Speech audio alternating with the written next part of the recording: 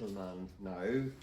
Fionntan MacDonald is caught in a chasm between angry young man and old soul, treading the line between observation and introspection, and most at home typing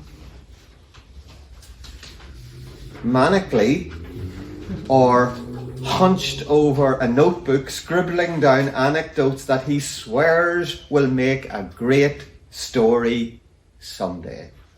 Today, Fionntan is reading one of those great stories. Fionntan is reading Marty. Fionntan MacDonald.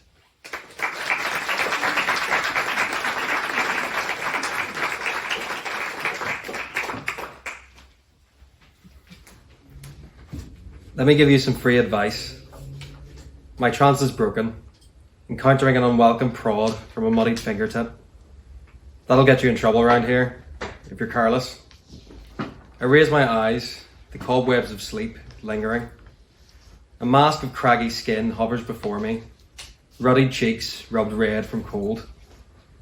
I mumble a response, the interaction barely registered. The post-dawn twilight veils my attendant, his silvery eyes piercing the shroud.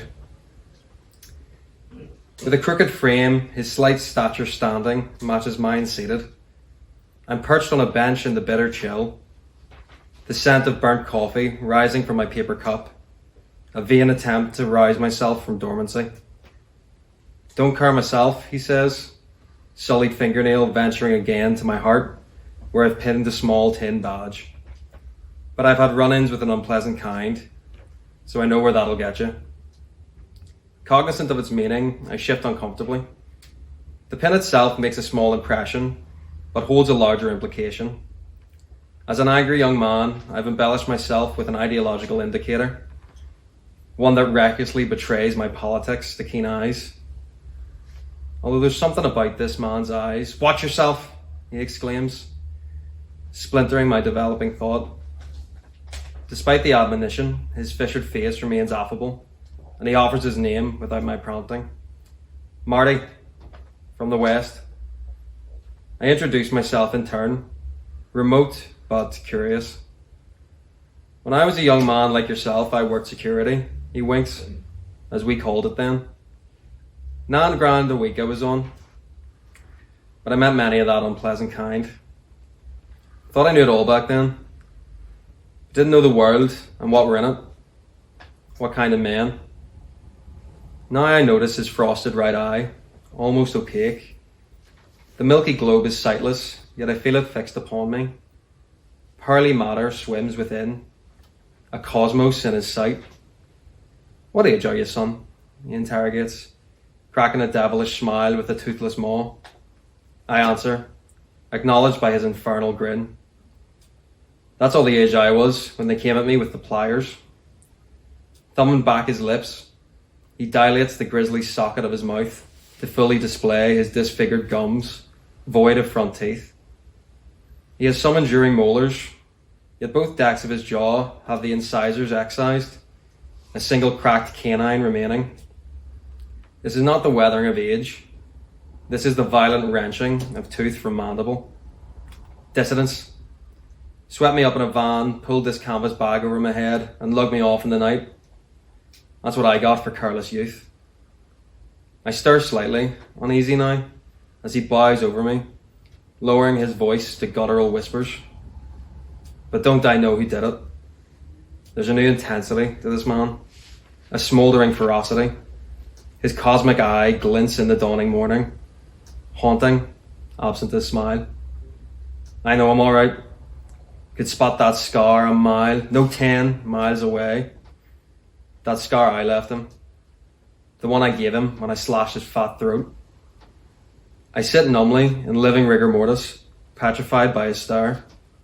With unsolicited intimacy, his claw meets my arm and tightens like a vice. Towered over me when he took the pliers in his hand. Didn't know I had a razor stashed in mine. Not until I slashed him. All humour is faded.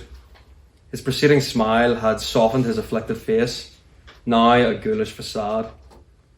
Finally discharging an expletive, he lurches tight to me. He was a big fella, Marty continues. Biggest in the West. That's how I knew his name. Do you know what it was? He's so close now I can feel the fetid vapour escaping his scabrous lips. My own breath caught in my throat.